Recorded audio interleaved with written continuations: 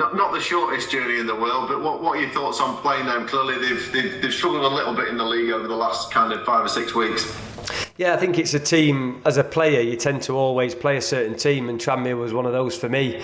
I think they were always in the league that I were competing, so I know the stadium very well, I know a few people there very well, and yeah, it's going to be a difficult game like always. We've prepared really well for this type of opponent in terms of what their strengths are and what their weaknesses are, but we're in a good place at the minute. I think after the Newport performance and the result, the lads are eager and chomping at the bit to play a game. So we'll go there full of confidence. We'll always compete to win, and we'll see what happens at the end of the game.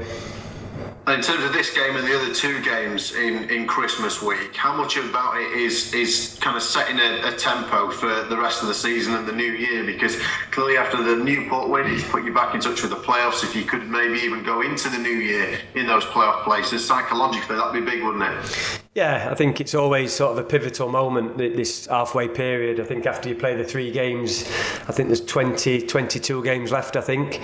And yeah, if we can put some good performance together and good results and move up the league a little bit, that'll put us in a really good place.